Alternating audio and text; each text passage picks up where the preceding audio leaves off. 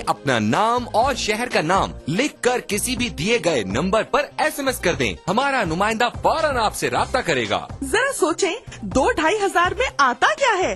अगर हर कोई आपसे मुतासिर हो, तारीफ करे, पूछे कहाँ से लिया, कहे उफ कितना सज रहा है तुम पे, तो आपको कैसा लगेगा?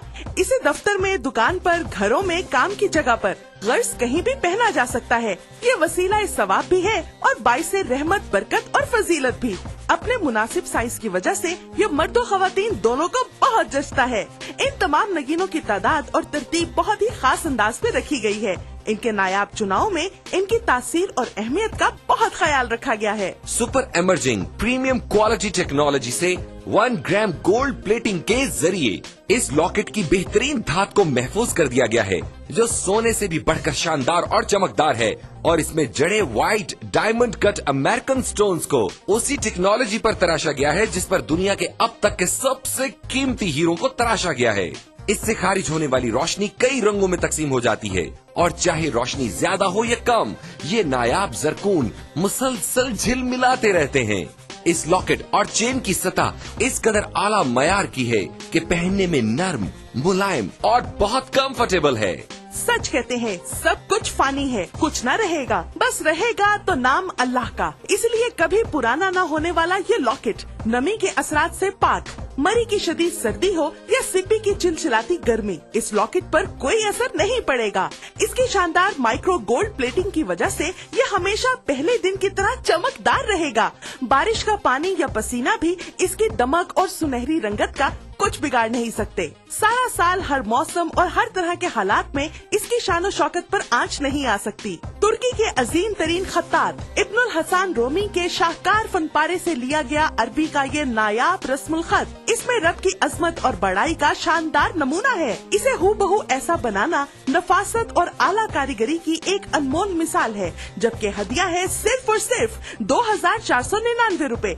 मगर ठहरिए जनाब, यही नहीं, अगर आप आज ही की तारीख में और अभी कॉल मिलाकर ऑर्डर बुक करवाएंगे तो आपको एक और लॉकेट और चेन, जी हाँ, एक और लॉकेट और चेन का तोहफा मिलेगा आपको बिल्कुल फ्री। तो सोचना कैसा? आपकी अब तक की ज्वेलरी कलेक्शन में ये सबसे मुमताज और हसीन लगेगा और इसका हदिया है सिर्फ और सिर्फ 2499 रूपए। तो अभी कॉल मिलाएं और बंदगी के कारवां में शामिल हो जाएं। तो इंतजार कैसा? अपने टीवी की स्क्रीन पर नजर आने वाले किसी भी फोन नंबर पर अभी कॉल मिलाएं। फोन लाइन मसरूफ मिलने या कॉल वेटिंग की सूरत में अपना नाम और शहर का नाम लिखकर किसी भी दिए गए नंबर पर SMS कर दें। हमारा नुमाइंदा फौरन आपसे राब्ता करेगा।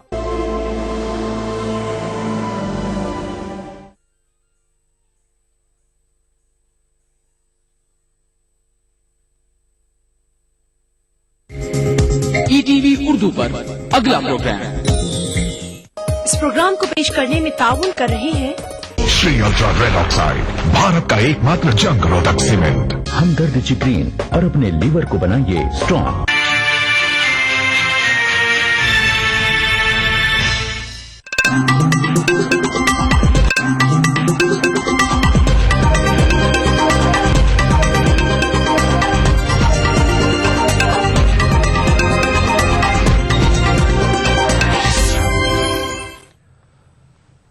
नाज़रीन आदाब, टीवी उर्दू न्यूज में आपका खैर मकदम है। सबसे पहले नजर सुर्खियों पर। लापरवाह पुलिस एहलकारों के खिलाफ कार्रवाई के अपने मुतालबे पर कायम केजरीवाल, एहतजाज में शिद्दत लाने की धमकी। नॉर्थ ब्लॉक के 4 मेट्रो स्टेशन आज भी रहेंगे बंद, लोगों को परेशानियों का सामना। जिनेवा मुज़ाकरात में ईरान की शिरकत की दावत वापस, शामी अपोजिशन ने फैसले का किया खैर मकदम। और लीना ऑस्ट्रेलियन ओपन के सेमीफाइनल में दाखिल।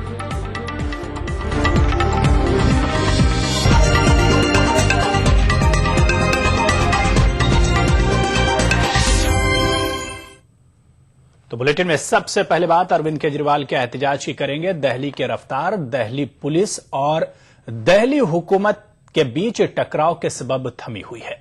दिल्ली के वज़ीर आला अरविंद केजरीवाल के एहतजाज का आज दूसरा दिन है। केजरीवाल का कहना है कि मुतालबात पूरे होने तक उनका एहतजाज जारी रहेगा। रुकावटें हटाकर केजरीवाल और उनके हामी शास्त्री भवन की जानिब बढ़े। इस दौरान पुलिस और एहतिजाजियों के बीच टकराव भी हुआ। केजरीवाल ने एक बार फिर दिल्ली वालों से एहतिजाज में हिस्सा लेने की अपील की है। इस बीच आज दूसरे रोज भी एहतियाती तौर से नॉर्थ ब्लॉक इलाके के 4 मेट्रो स्टेशनों को बंद कर दिया गया है। पटेल चौक, सेंट्रल सेक्रेटेरिएट, उद्योग भवन और रेस कोर्स मेट्रो स्टेशन बंद है। ताहुक्म सानी ये मेट्रो स्टेशन बंद रहेंगे।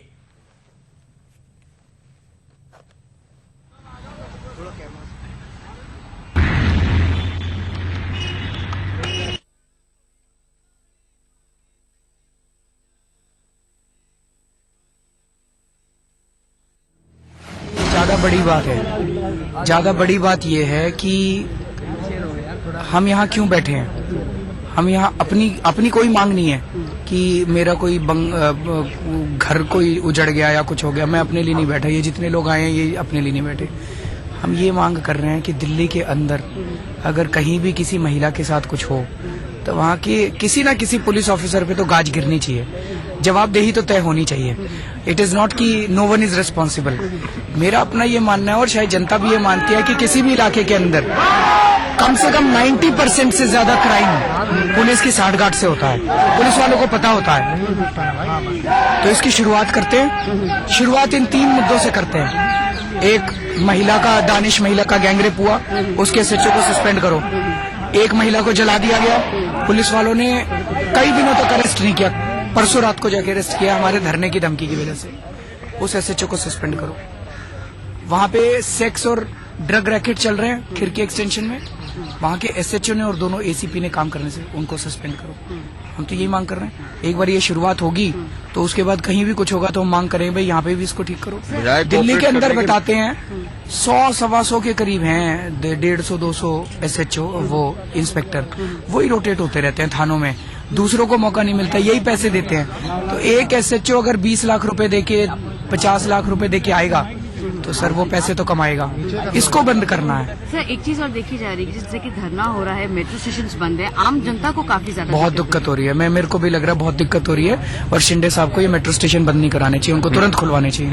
इतनी ज्यादा शिंदे साहब को इतनी तकलीफ नहीं देनी चाहिए जनता को। शिंदे साहब ने पूरा एक तरह से वो बना दिया है।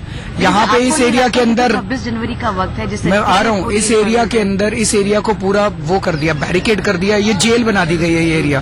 बाहर से छावनी बना दी है, बाहर से चाय नहीं आने दे रहे, बाहर से खाना नहीं आने दे रहे, पानी नहीं आने दे रहे, टॉयलेट्स की दिक्कत हो रही है। सारी बिल्डिंग्स की टॉयलेट्स बंद करा दी हैं और पब्लिक टॉयलेट्स को अंदर नहीं आने दे रहे थे। सुबह सुबह 5 बजे उठ के मेरे को वहां पे बैरिकेड खुद तोड़ने पड़े और वहां पे उनको अंदर लाना पड़ा। पब्लिक टॉयलेट्स को हमारे मंत्रियों ने धक्का मार के पब्लिक टॉयलेट्स को अंदर लाए हैं। मैं ये पूछना चाहता हूँ शिंदे साहब, ये तो मानते हैं हम भारत के ही लोग हैं, पाकिस्तानी तो नहीं है ना। तो अगर भारत के लोग हैं तो हमारी सुरक्षा करना भी हमारी। भाई ये महिलाएं अब कहाँ जाएंगी टॉयलेट करने, कहाँ पेशाब करने जाएंगी बताओ। कुछ बीच का रास्ता निकल रहा है। नहीं निकालना चाहिए सर बीच का रास्ता। आप बहुत सारे पत्रकार पूछ रहे हो, हमें ऐसा करना चाहिए भाई। अब ये कहना चाहिए महिला का गैंगरेप हो तो थोड़ा होना चाहिए, ज्यादा नहीं होना चाहिए।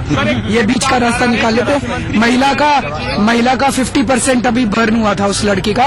आगे से अगर कोई सास ससुर जलाए तो उसको 25% जलाए, 50%। क्या बीच का रास्ता होता है यार? कौन सा बीच का रास्ता होता है?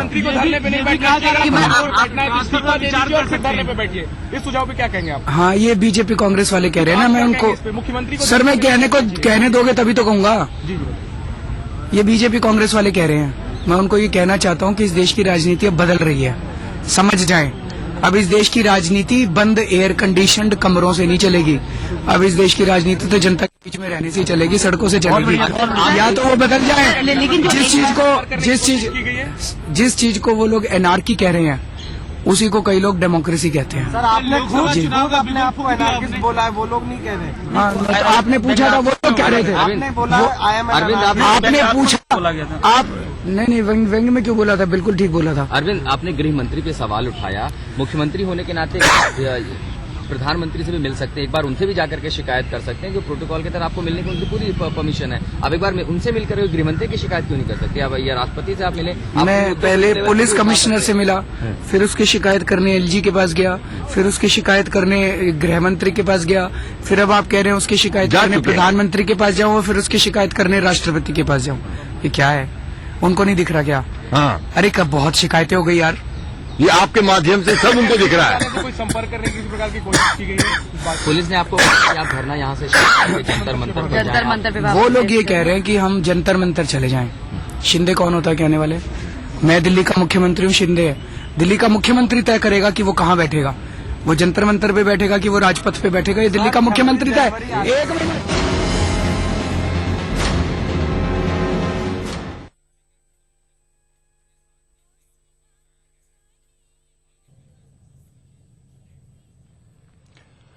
उधर बीजेपी लीडर यशवंत सिन्हा ने जयपुर में मीडिया से बात करते हुए कहा कि जो लोग जमहूरियत का नाम लेकर इख्तिदार में आए हैं वही आज जमहूरियत पर सवालिया निशान लगा रहे हैं।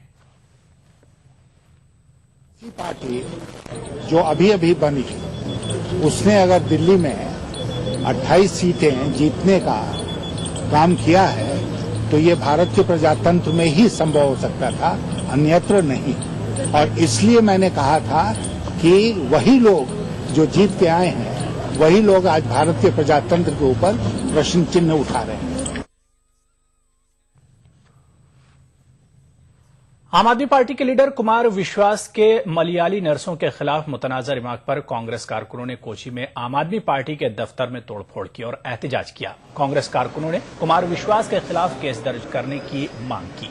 वाज़ेह है कि शायर से सियासतदान बने कुमार विश्वास ने 2008 में रांची में मलयाली नर्सों के बारे में जिनसी रिमार्क किया था।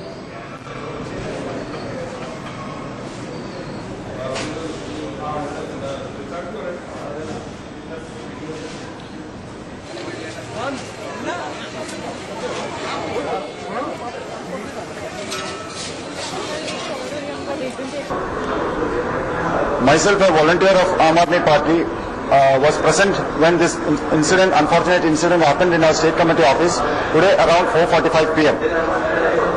It so happened that two unidentified youngsters entered the office and on the office receptionist, who is a very elderly person, and also tried to manhandle him.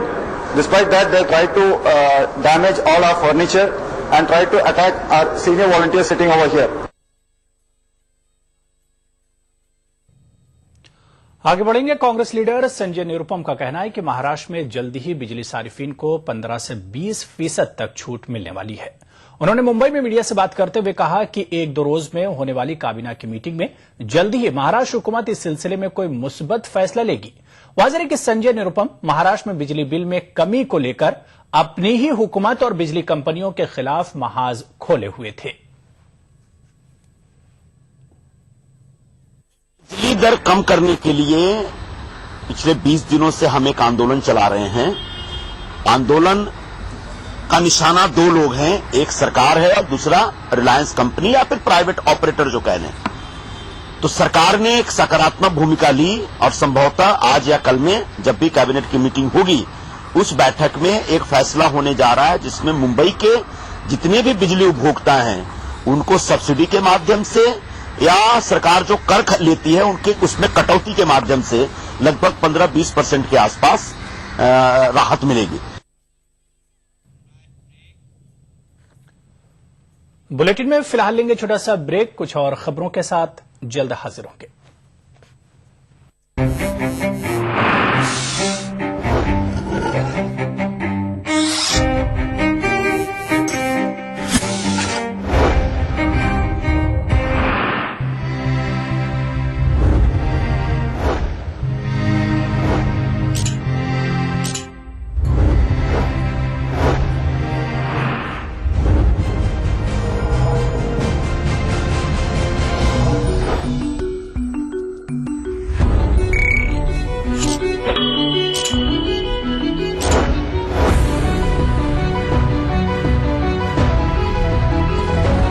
Change India. Log on to www.thinkindia.in.com. Deccan की हर छोटी बड़ी सरगर्मी पर हमारी नजर, लेकिन आप तक पहुंचाते हैं सिर्फ वो खबर जो करे आपको बेदार। सियासत के गलियारों से रोजमर्रा की जिंदगी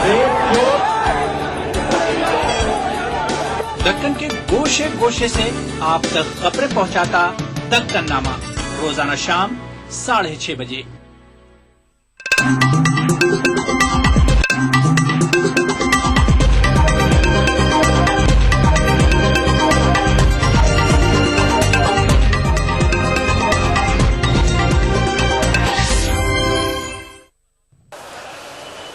आइए नाज़रीन, एक बार फिर से रुख करेंगे दिल्ली का, जहां पर अरविंद केजरीवाल के एहतजाजी धरने का आज दूसरा दिन है। ताजा अपडेट लेने के लिए दिल्ली से हमारे नुमाइंदे पुष्कल जुड़ चुके हैं। पुष्कल, सबसे पहले जानना चाहेंगे कि अरविंद केजरीवाल के धरने का आज दूसरा दिन है, ताजा अपडेट क्या है, क्या कुछ आप वहां पर इस वक्त देख रहे हैं? देखिए मैं बता दूं कि यहाँ जो दूसरा दिन है अरविंद केजरीवाल के धरने का, मैं बता दूं कि सुबह से अभी थोड़ी देर पहले बारिश हो रही है, भारी बारिश हो रही है। उसी बारिश में अरविंद केजरीवाल अपने तमाम वॉलेंटियर्स के साथ, विधायकों के साथ, मंत्रियों के साथ यहाँ धरने पर मौजूद है। सभी लोग पानी में भीग चुके हैं। मैं बता दूं कि काफी पुख्ता इंतजाम है रेल भवन के बाहर, लेकिन अभी भी लोग यहाँ से हटने को तैयार नहीं है। सुबह दिल्ली पुलिस के आला अधिकारी यहाँ मौजूद थे, उन्होंने अरविंद केजरीवाल को जंतर मंतर जाने की सलाह दी थी, लेकिन अभी तक उस सलाह का कोई खास अंतर यहाँ दिखाई नहीं दिया। लोगों की भीड़ बढ़ती जा रही है। फिलहाल यहाँ जम के बारिश हो रही है, लेकिन इसमें आम जनता को दो तरफा असर देखने को मिल रहा है। कष्ट उन्हें हो रहा है। एक तरफ तो उन्हें मेट्रो में दिक्कत हो रही, चूंकि 4 मेट्रो स्टेशन को बंद कर दिया गया है। जो तमाम रेल भवन, शास्त्री भवन के जो एम्प्लॉई है यहाँ उतरते हैं रेल भवन में, उन्हें मेट्रो से नहीं उतरने दिया जा रहा है। दूसरी तरफ बारिश हो रही है, तो कहीं न कहीं आम जनता जरूर प्रभावित है, काफी नाराज है आम जनता। कई लोग नाराज है कि केजरीवाल इस समय इस धरने को क्यों अंजाम दे रहे हैं। तो कहीं न कहीं पुष्कल, एक तरफ अरविंद केजरीवाल तो अपनी मांग पर अड़े हुए हैं, ऐसे में क्या लगता है कि डेडलॉक तोड़ने के लिए कौन सा रास्ता बच गया है? देखिए, अरविंद केजरीवाल जिस 4 पुलिस वालों को सस्पेंड करने की बात कर रहे हैं, ट्रांसफर करने की बात कर रहे हैं, फिलहाल पुलिस उस पर पुलिस का कोई असर फिलहाल नहीं दिखाई दे रहा है। गृह मंत्रालय ने भी अभी तक कोई बयान नहीं दिया है। सुबह से आज दूसरा दिन जरूर है, बारिश हो रही है, उसी बारिश में उसके वॉलंटियर, तमाम मंत्री, विधायक उसी बारिश में वो रेल भवन पर धरना पर मौजूद है फिलहाल। लेकिन पुलिस की भारी व्यवस्था दिखाई दे रही है यहाँ पे। लेकिन हो सकता है चूंकि 26 जनवरी गणतंत्र दिवस फिलहाल 5 दिन बाद है, तो हो सकता है कि चूंकि ये इलाका लुटियन जोन काफी संवेदनशील इलाका माना जाता है। आतंकी हमले की जिस तरह से आईबी ने कहा था कि आतंकी हमले हो सकते हैं, उस पर ध्यान रखते हुए दिल्ली पुलिस यहाँ पर का जो सुरक्षा है काफी पुख्ता है। हो सकता है कि आज कोई बीच का रास्ता निकल जाए, अरविंद केजरीवाल अपने धरने को खत्म करें। जी पुष्कल, केजरीवाल लगातार मरकजी वजीर दाखिला गृह मंत्री जो हैं सुशील कुमार शिंदे पर लगातार निशाना साध रहे हैं। आज सुबह उठते ही उन्होंने सुशील कुमार शिंदे पर निशाना साधा। क्या मंशा हो सकती है इसके पीछे जो लगातार वो शिंदे को निशाना बना रहे हैं?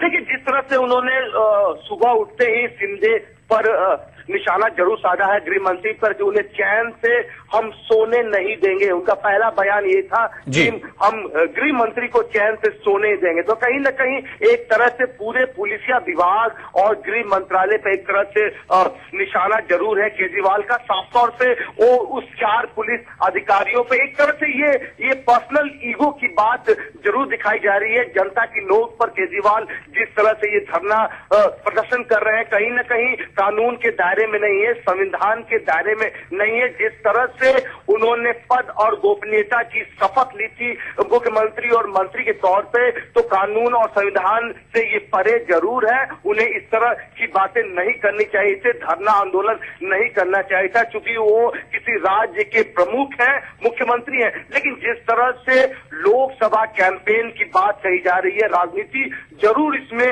साफ तौर पे दिखाई दे रही है। आम आदमी पार्टी की चूंकि 4-6 महीने के बाद लोकसभा चुनाव आने हैं, तो कहीं न कहीं केजरीवाल अपनी जो जनादेश है उसको मजबूत करने के लिए इस आंदोलन को बढ़ाना चाहते हैं। उन्होंने कल ही कहा था कि वो 10 दिन तक ये आंदोलन जारी रखेंगे अगर सरकार उनकी बात नहीं मानी तो कहीं न कहीं एक तरह से राजनीति की बूझ जरूर आ रही है आम आदमी पार्टी की तरफ से।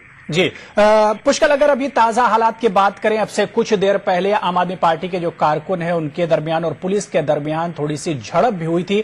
अब अगर बात करें तो वहां पर इस वक्त कैसा माहौल देखा जा रहा है? देखिए उन्हें मैं बता दूं कि इस वक्त दिल्ली में ठंड के साथ बारिश ने भी आम जनता को परेशान जरूर किया है। इसमें आम आदमी पार्टी के वॉलंटियर्स, नेता, मुख्यमंत्री खुद जरूर परेशान है, क्योंकि बारिश हो रही है। दिल्ली पुलिस के जवान भी बारिश में भीगकर सुरक्षा के लिए तमाम जगहों पर खड़े हुए हैं, तमाम जगहों पर बैरिकेड जरूर लगाए हैं। बारिश लगातार हो रही है। हो सकता है अभी फिलहाल कुछ दिल्ली पुलिस और केजरीवाल के बीच कुछ बातचीत का दौर चल रहा है कि वो मान जाए जंतर मंतर पर शिफ्ट होने के लिए, लेकिन अभी तक जिस तरह से सुबह एक बार झड़प जरूर हुई थी जब केजरीवाल बैरिकेड को पार करने के लिए शास्त्री भवन जाना चाहते थे, लेकिन उन्हें मना किया गया। इस बीच थोड़ी सी हल्की फुल्की झड़प की खबर जरूर आई थी सुबह, लेकिन बाद में दिल्ली पुलिस ने इसे बाहर किया, लोगों को शांत किया। लेकिन फिलहाल जो रेल भवन का गोल चक्कर है उस पर आम आदमी पार्टी के वॉलंटियर्स फेरी लगाते जरूर दिखाई दे रही है। पुलिस के खिलाफ उनका आक्रोश जरूर है, पुलिस के खिलाफ नारेबाजी जरूर कर रहे हैं, लेकिन फिलहाल शांतिपूर्ण माहौल है यहाँ पे। जी पुष्कर, क्या लगता है कि अरविंद केजरीवाल बार बार अपनी बाइट में या अपने बयान में बार बार ये दिल्ली के अवाम से अपील कर रहे हैं कि ज्यादा से ज्यादा लोग उनके धरने से जुड़ें और उनके धरने को मजबूत बनाएं? क्या लगता है कि मौसम जब साफ होगा तो दिल्ली के अवाम इस धरने में बड़ी तादाद में जुड़ सकते हैं? आज देखिए अभी कहना बहुत जल्दीबाजी होगा कि क्या आम आदमी जो जिस तरह से केजरीवाल ने कल आम जनता से अपील की थी कि इस आंदोलन से जुड़े, इस धरने को सफल बनाए, लेकिन अभी तक जिस तरह से सुबह की खबर यह है कि करीब 400 से 500 लोग यहाँ मौजूद थे, अरविंद केजरीवाल के साथ सोए हुए थे, लेकिन आम जनता नहीं थी, क्योंकि तमाम वॉलंटियर थे आम आदमी पार्टी के। लेकिन फिलहाल नहीं लगता है बारिश अभी बंद होने वाली है और उसके बाद आम जनता, चूंकि आज ड्यूटी का समय है, मंगलवार है, तमाम लोग अपने दफ्तरों की तरफ भीगते हुए मूव कर रहे हैं। तमाम लोगों को दिक्कतों का सामना करना पड़ा है, तो कहीं न कहीं आम जनता भी आम आदमी के इस धरने से जरूर परेशान है। उन्होंने बोला था कि इन्हें हम चुन कर जरूर भेजे हैं, लेकिन आम आदमी को कष्ट दे। जी बहुत बहुत शुक्रिया पुष्कर, इस धरने पर लगातार आप नजर बनाए रखिए। तो दिल्ली में लगातार बारिश हो रही है और ठंड काफी बढ़ी है, लेकिन आम आदमी पार्टी लीडर केजरीवाल और उनके कारकुन और उनके वुज़रा धरने पर लगातार डटे हुए हैं।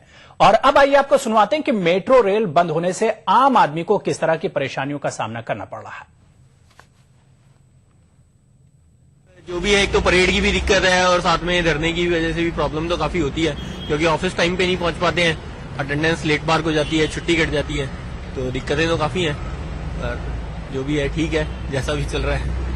बहुत ज्यादा दिक्कतें हैं, सवारी है ना बहुत दूर दूर से आ रही हैं, जब वहाँ से ना तो सवारी मिल पा रही और ना ही कुछ और साधन है, बसें भी रूट डाइवर्ट कर दिया और जब टाइम से ऑफिस पहुंचने में बड़ी प्रॉब्लम हो रही है। में आम आदमी तो परेशान है ही है, बहुत ज्यादा परेशान है, क्योंकि एक तो ऑफिस में तो अटेंडेंस उसी हिसाब से लग रही है और ऑफिस से छुट्टी हो रही है, हम लोगों की जो स्टाफ आ रहा है उन लोगों की छुट्टी हो रही है। अब जो डेली वर्कर है उसके लिए तनख्वाह की प्रॉब्लम है। अब सुबह आ रहे हैं 2-2 घंटा, 1-1 घंटा, पौना घंटा जल्दी निकलना पड़ रहा है। जिस तरफ जा रहे हैं तो घुमा रहे हैं लोगों को।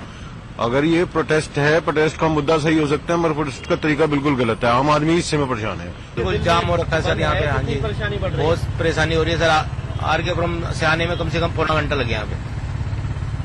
कितनी दिक्कतें इस वजह से बढ़ रही है?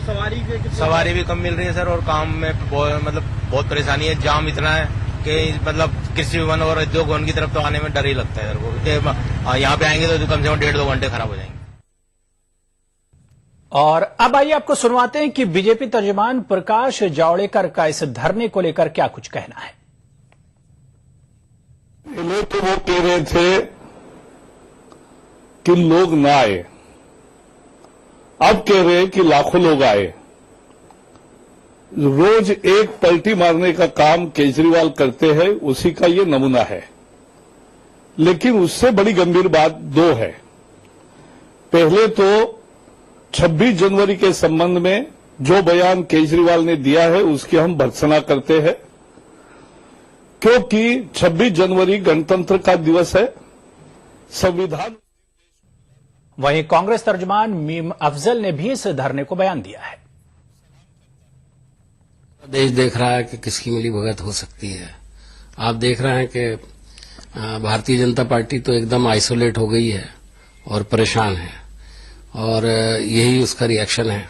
और ये बात तो वो आज से नहीं कह रहे हैं, उनको वो भूल जाते हैं कि भारतीय जनता पार्टी ने ही इस पार्टी को पैदा करने में सबसे अहम रोल अदा किया था। पहला जो तो अरविंद केजरीवाल के इस धरने पर लगातार हमारी नजर बनी रहेगी। फिलहाल आगे बढ़ेंगे। अक़वाम मुत्तहिदा ने ईरान को दिया गया दावतनामा वापस ले लिया है। अक़वाम मुत्तहिदा ने यह कदम ईरान के इस बयान के बाद उठाया है जिसमें उसने कहा है कि अगर जेनेवा मुरासले की बुनियाद पर शामी बहरान का हल तलाश किया जाता है तो ये उसे नाकाबिले कबूल होगा। अब जबकि ईरान जेनेवा अमन मुज़ाकरात में शिरकत नहीं करेगा, शामी अपोजिशन इत्तेहाद ने अमन मुज़ाकरात में शिरकत की बात कही है। ईरान को दावत दिए जाने के बाद शामी अपोजिशन और अमेरिका ने नाराजगी का इजहार किया था। is deeply disappointed by Iranian public statements today that are not at all consistent with that stated commitment. He continues to urge Iran to join the global consensus behind the Geneva Communique. Given that it has chosen to remain outside that basic understanding, he has decided that the one-day Montreux gathering will proceed without Iran's participation. Montero इजलास में Iran शिरकत नहीं कर सकेगा। क्यों? इसकी वजह अक़वाम मुत्तहिदा secretary general बान की मून के तर्जुमान ने अभी बताई। वैसे भी बान की मून के इस दावतनामे ने काफी हलचल मचाई। अमेरिका और शामी अपोजिशन को अक़वाम मुत्तहिदा का ये अमल अच्छा नहीं लगा और इन दोनों ने ही अपनी नाराजगी का बरमला इजहार किया था। शामी अपोजिशन ने तो मुज़ाकरात में शिरकत न करने तक की धमकी दे दी थी, लेकिन ईरान को दिया गया दावतनामा वापस ले लिए जाने के बाद इसने अमन मुज़ाकरात में शिरकत करने की बात कही है। शामी अपोजिशन इत्तेहाद ने एक बयान जारी किया है। इसका कहना है कि वो अक़वाम मुत्तहिदा के इस कदम का खैर मकदम करता है। और अब बात ऑस्ट्रेलियन ओपन की करेंगे, जहां चीनी खिलाड़ी लीना ऑस्ट्रेलियन ओपन के सेमीफाइनल में दाखिल हो गई हैं। क्वार्टर फाइनल में लीना ने इटली की पिनेटा को सीधे सेटों में 6-2, 6-2 से हराया। सेमीफाइनल में लीना का मुकाबला एना या बोजट से होगा। 2013 के फाइनल में विक्टोरिया अजारेंका ने लीना को शिकस्त दी थी।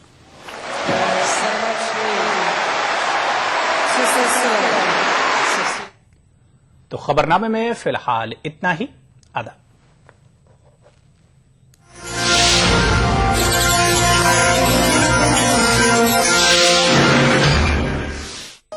इस प्रोग्राम को पेश करने में ताउन किया Shri ultra red oxide, Bharat का एकमात्र जंग रोधक सीमेंट। हमदर्द चिक्रीन और अपने लीवर को बनाइए स्ट्रॉन्ग।